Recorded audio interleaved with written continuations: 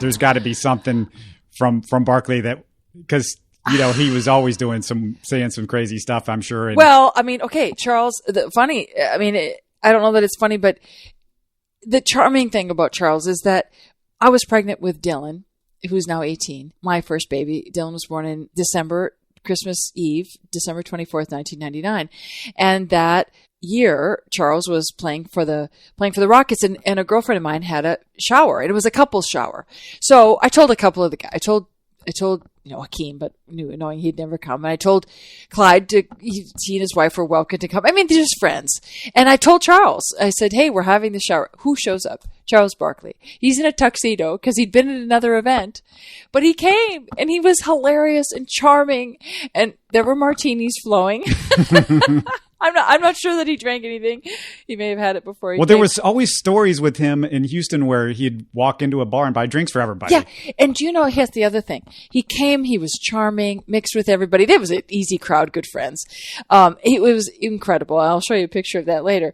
But of course, then I had Dylan in December, and my whole family was in town. My two sisters, Linda, who he knew, and my sister Tammy, their husbands, and he always had a New Year's party, and he was playing for the Rockets, and so he invited all the Rockets people and the staff, and I couldn't go. Obviously, I just had Dylan, but he said, tell your sisters to come.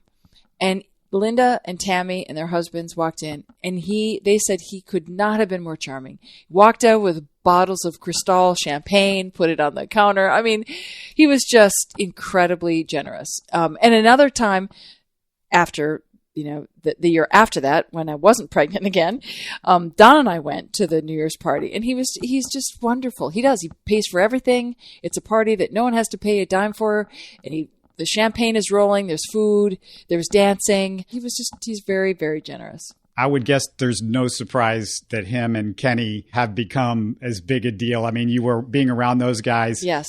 They were personalities. They had that gene, that broadcast gene when you were around them. Absolutely. They were great interviews. What you love about them is that they said what they were thinking about. As much as I love Clyde Drexler, he's so predictable. He wouldn't be a great person, I don't think, on the desk to give color, because he's careful, because that's who he is. Kenny and Charles are people who say what they're thinking. And to me, I just thought they were excellent this year. I think they keep getting better. Kenny in particular, I love how he breaks the game down. And I don't know this to be true, but I watched him this year and I thought, I just can't imagine he's not angling for a coaching job. Maybe he doesn't want to coach, but I think he would be an amazing coach, because I think he does know the game, and was coached, he played at North Carolina. He's got great pedigree, as a potential coach.